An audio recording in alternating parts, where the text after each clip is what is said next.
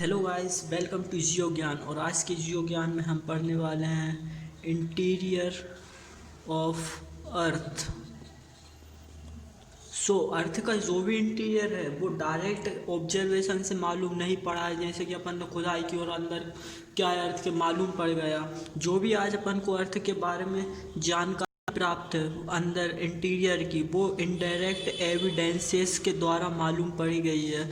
और in indirect evidences में सबसे बड़ा एविडेंस जो है उसे सिस्मोलॉजिकल एविडेंस बोलते हैं। Seismological evidence.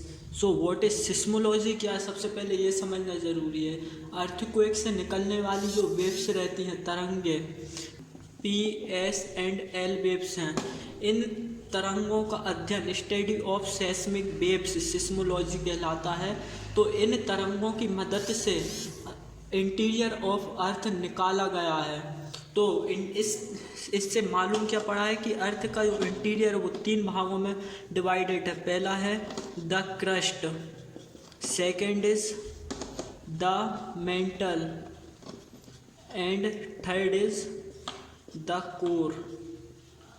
सो अपन बारी बारी से ये तीनों को समझेंगे। So first is the crust. Crust में अपन की पॉइंट देखेंगे इन सारे के। सबसे पहले ये क्या है, अपर मोस्ट पार्ट है, जो सबसे ऊपर की लेयर है, अपर मोस्ट लेयर। तो ये जैसे कि डायग्राम में मैंने बना कर रखा है, आप इसमें देखें, ये जो ब्लैक ब्लैक है ये अपर मोस्ट पार्ट है। उसके बाद नीचे ये मेंटल है, ये कोर है। तो ये ब्लैक ब्लैक क्या हुआ, ये कोर है। इसमें ये बताने की कोशिश करी गई है जो माउंटेन है वहाँ पे क्रस्ट क्या रहेगी, ज़्यादा रहेगी। जो कम रहेगी हाइट, जैसे कॉन्टिनेंट्स में माउंटेन के मुकाबले कम हाइट रहेगी सी लेवल से, तो वहाँ पे थोड़ी कम रहेगी इसकी थिकनेस। और बिल्कुल जो समुद्र की लेयर जो सरफेस रहेगा जैसे ये है, वहाँ पे थिकनेस और कम होगी। तो इसकी क्या थिकनेस जो रहती है वो वेरिएबल होती है, वेरिएबल थिकनेस। और ये कैसी होती है, माउंटेन्स पे ये 75 किलोमीटर तक हो सकती है। कॉन्टिनेंट्स पर ये 35 किलोमीटर हो सकती है, एवरेज बता रहे हैं। और ओशियंस में ये 5 to 10 किलोमीटर्स हो सकती है। और कहीं कहीं ये हो भी ना तो कोई बड़ी बात नहीं है। अब इसमें तीसरा जो पार्ट है वो है कि ये कहाँ से कहाँ तक है। तो ये जो है वो अर्थ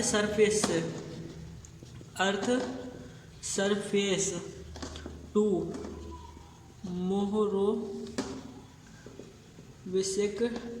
डिसकंटिन्यूटी। तो मोहरो अर्थ सरफेस से, जो अर्थ की जो सरफेस है ऊपर की, वहाँ से ये जो लेयर दिख रही है यहाँ तक को क्या बोलेंगे, इसको बोलेंगे मोहरोविसिक डिसकंटिन्यूटी। तो यहाँ तक को क्या बोलते हैं, क्रस्ट बोलते हैं। अब डिसकंटिन्यूटी क्या होती है, जो भी पार्ट है जैसे क्रस्ट हुआ, मेंटल हुआ, कोर हुआ, उनके बीच के सेपरेशन को क्या बोलेंगे, डिसकंटिन्यूटी बोलेंगे। तो इस सेपरेशन का नाम क्या रखा गया है, मोहरोविसिक डिसकंटिन्यूटी। अब यदि नेक्स्ट की बात करें तो जो क्रस्ट है उसे 2 पार्ट्स में डिवाइडेड किया गया है। तो पहला है सियाल एंड सेकेंड इज सीमा। और इनको अपन बारी बारी से देखते हैं। तो सबसे पहले अपन सियाल देखते हैं। सो फर्स्ट इज सियाल। अब सियाल जो है उसमें क्या है कि ये अर्थ सरफेस में ये ऊपर का भाग है, मतलब ये अपर क्रस्ट बोलते हैं इसे, अपर क्रस्ट बोलेंगे इसे। सेकंड जो है कि एसआई को क्या बोलेंगे, सिलिका, इसका नाम कैसे पड़ा। और एल मतलब क्या होगा, एल्यूमिनियम। मतलब कि इन दोनों से मिलकर क्या बन गया, सियाल। इसमें एसआई, सिलिका और एल्यूमिनियम की अधिकता रहती है। एंड इसमें जो रॉक टाइप रहती है, रॉक टाइप किस टाइप के रहेंगे, इसमें ग्रेनिटिक एंड ग्रेनोडायोरिटिक कंपोजिशन की रॉक्स पाई जाते हैं, कंपोजिशन की रॉक पाई जाती हैं। अब यदि अपन इसकी सेपरेशन की बात करें, अब सियाल हो गया तो जो कॉनराड डिसकंटिन्यूटी होती है, कॉनराड डिसकंटिन्यूटी, ये जो डिसकंटिन्यूटी रहती है वो सियाल और सीमा को अलग अलग करती है। तो Conrad discontinuity separates sial and sima. So ये किस डेप्थ पर करती है? अप टू 11 किलोमीटर डेप्थ, मतलब एवरेज जो है 11 किलोमीटर, 11 किलोमीटर की डेप्थ में अंदर ये उसे सेपरेट करती है।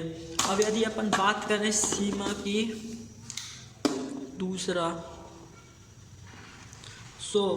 इसमें जो इसकी थिकनेस रहेगी, इसकी एवरेज थिकनेस जो रहेगी वो रहेगी अप्रोक्स 30 किलोमीटर।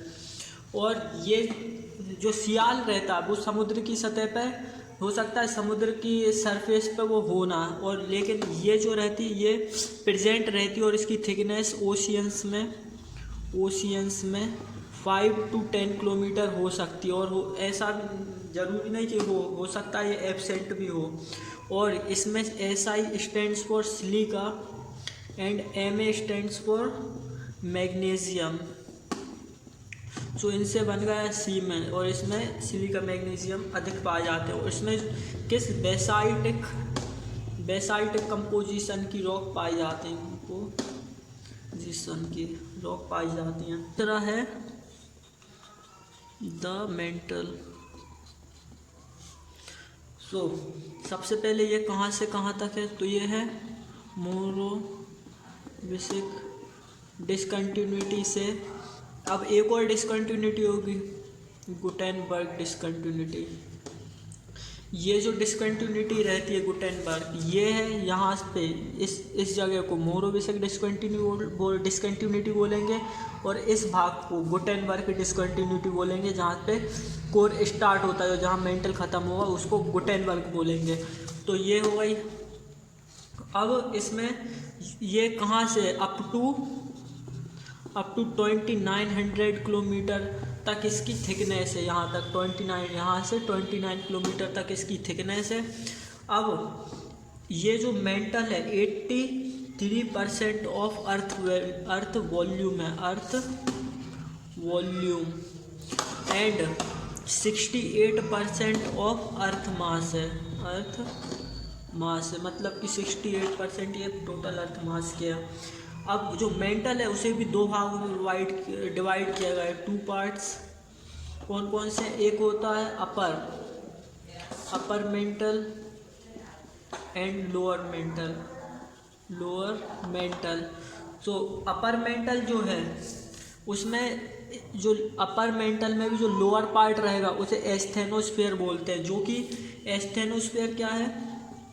एस्थेनोस्फीयर ये एक प्लास्टिक स्टेट में है, प्लास्टिक स्टेट। तो प्लास्टिक स्टेट क्या होती है? मतलब कि जो इसमें मूवमेंट होती है, ऐसा माना जाता है जो टेक्टोनिक प्लेट्स होती हैं जिसके कारण टेक्टोनिक एक्टिविटी होती है अर्थ के अंदर, वो टेक्टोनिक प्लेट्स एस्थेनोस्फीयर में ही प्रेजेंट हैं, जिसके कारण ये एक जगह से दूसरी जगह पर मूव होती रहती हैं। अब अपर मेंटल, यदि अपन अपर मेंटल की बात करें तो ये कहाँ से कहाँ तक है? मोरोविसिक डिसकंटिन्यूटी से रैपिड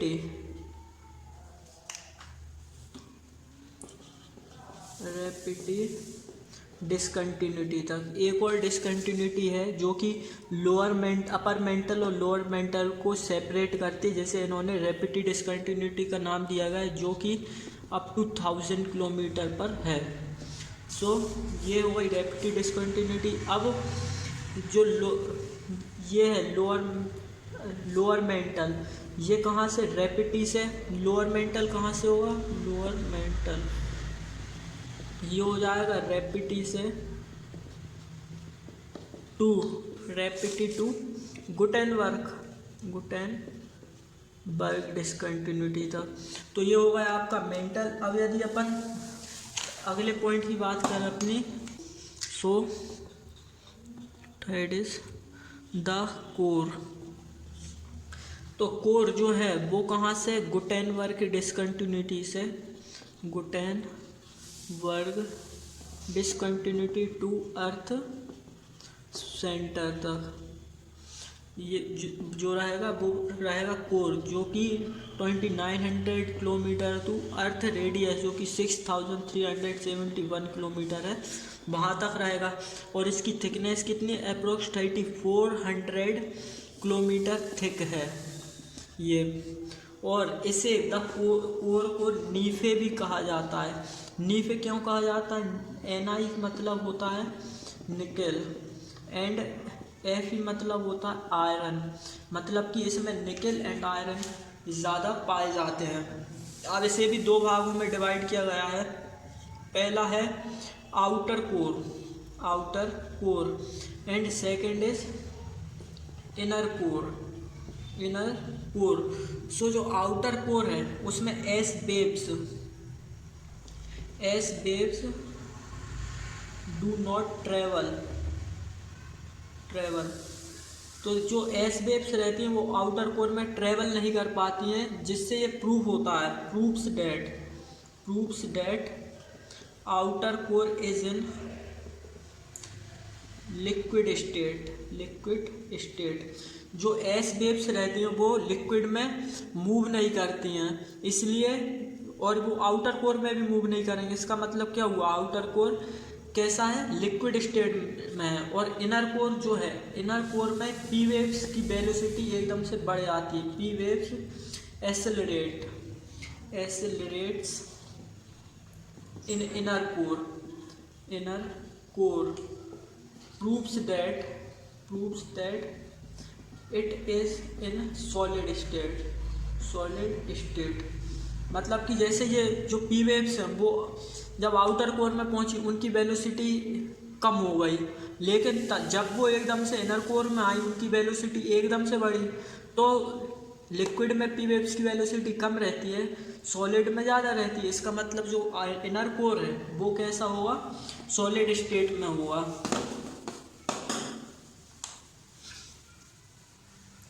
अब यदि अपन थिकनेस की बात करें, जो आउटर कोर है, आउटर कोर की थिकनेस अप्रोक्स 2260 किलोमीटर थिक है। And inner core 1211 kilometre thick है। आप इसे इस डायग्राम में देख सकते हैं, और इस टेबल में आपको अर्थ की density, thickness and rock type मिलेगा। मिलते हैं नेक्स्ट वीडियो में। Thank you.